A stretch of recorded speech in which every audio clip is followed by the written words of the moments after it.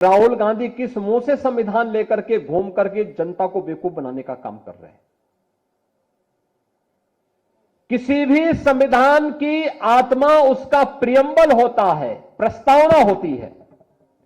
और याद रखना, बाबा साहब भीमराव अंबेडकर ने 26 नवंबर 1949 को जो संविधान का ड्राफ्ट तैयार किया था, जो संविधान भारत की संविधान सभा को सौंपा था, उस संविधान सभा में प्रस्तावना में 2 शब्द नहीं थे, सेकुलर शब्द भी नहीं था और सोशलिस्ट शब्द भी नहीं था। कांग्रेस ने अपने हित के, अपने स्वार्थ के लिए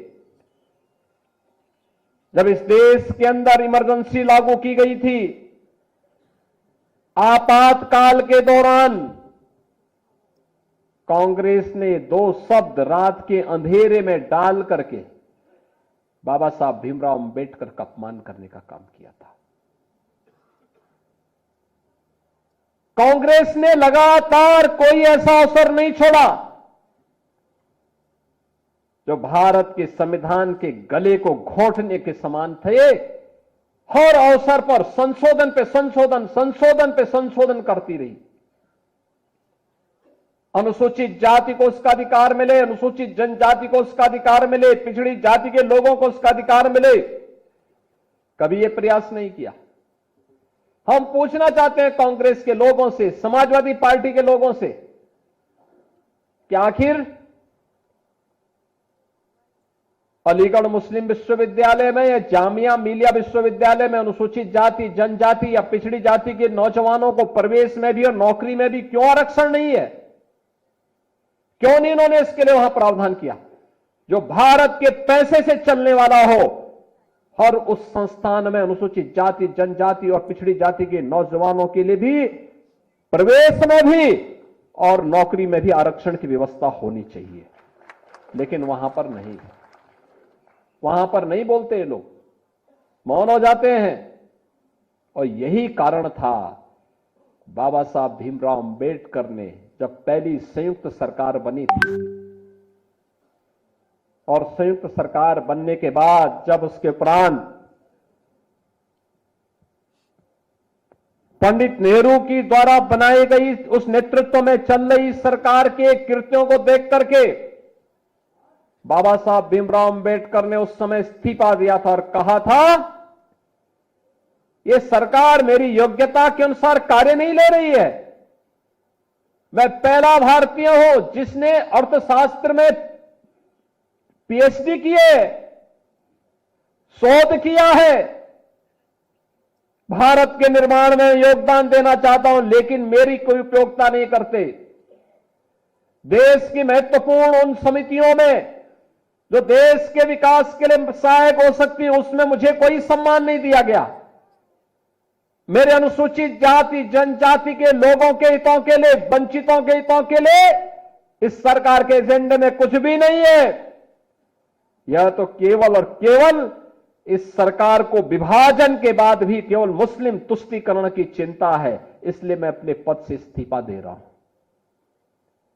यह कहते हुए इन्होंने इस्तीफा दे दिया था। और कांग्रेस की हर कृत्य वही है आज भी, तनिक भी उसमें कुछ बदला नहीं है। राहुल गांधी किस मुंह से संविधान लेकर के घूम करके जनता को बेवकूफ बनाने का काम कर रहे हैं। किसी भी संविधान की आत्मा उसका प्रियम्बल होता है, प्रस्तावना होती है। और याद रखना, बाबा साहब भीमराव अंबेडकर ने 26 नवंबर 1949 को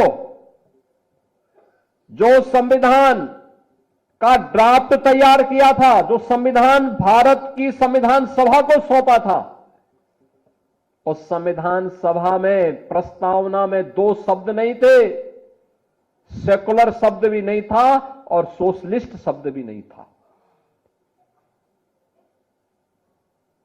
कांग्रेस ने अपने हित के, अपने स्वार्थ के लिए जब इस देश के अंदर इमरजेंसी लागू की गई थी, आपातकाल के दौरान कांग्रेस ने दो शब्द रात के अंधेरे में डाल करके बाबा साहब भीमराव अंबेडकर का अपमान करने का काम किया था। कांग्रेस ने लगातार कोई ऐसा अवसर नहीं छोड़ा जो भारत के संविधान के गले को घोंटने के समान थे।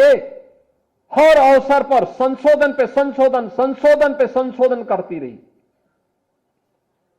अनुसूचित जाति को उसका अधिकार मिले, अनुसूचित जनजाति को उसका अधिकार मिले, पिछड़ी जाति के लोगों को उसका अधिकार मिले, कभी यह प्रयास नहीं किया। हम पूछना चाहते हैं कांग्रेस के लोगों से, समाजवादी पार्टी के लोगों से कि आखिर अलीगढ़ मुस्लिम विश्वविद्यालय में या जामिया मिलिया विश्वविद्यालय में अनुसूचित जाति, जनजाति या पिछड़ी जाति के नौजवानों को प्रवेश में भी और नौकरी में भी क्यों आरक्षण नहीं है? क्यों नहीं इन्होंने इसके लिए वहां प्रावधान किया? जो भारत के पैसे से चलने वाला हो, हर उस संस्थान में अनुसूचित जाति, जनजाति और पिछड़ी जाति के नौजवानों के लिए भी प्रवेश में भी और नौकरी में भी आरक्षण की व्यवस्था होनी चाहिए। लेकिन वहां पर नहीं, वहां पर नहीं बोलते ये लोग, मौन हो जाते हैं। और यही कारण था बाबा साहब भीमराव अंबेडकर ने जब पहली संयुक्त सरकार बनी थी और संयुक्त सरकार बनने के बाद जब उसके उपरांत पंडित नेहरू की द्वारा बनाई गई उस नेतृत्व में चल रही सरकार के कृत्यों को देख करके बाबा साहब भीमराव अंबेडकर ने उस समय इस्तीफा दिया था और कहा था, यह सरकार मेरी योग्यता के अनुसार कार्य नहीं ले रही है। मैं पहला भारतीय हूं जिसने अर्थशास्त्र में पीएचडी की है, शोध किया है, भारत के निर्माण में योगदान देना चाहता हूं, लेकिन मेरी कोई उपयोगिता नहीं करते। देश की महत्वपूर्ण उन समितियों में जो देश के विकास के लिए सहायक हो सकती है, उसमें मुझे कोई सम्मान नहीं दिया गया। मेरे अनुसूचित जाति, जनजाति के लोगों के हितों के लिए, वंचितों के हितों के लिए इस सरकार के एजेंडे में कुछ भी नहीं है। यह तो केवल और केवल इस सरकार को विभाजन के बाद भी केवल मुस्लिम तुष्टीकरण की चिंता है, इसलिए मैं अपने पद से इस्तीफा दे रहा हूं। यह कहते हुए इन्होंने इस्तीफा दे दिया था। और कांग्रेस की हर कृत्य वही है आज भी, तनिक भी उसमें कुछ बदला नहीं है।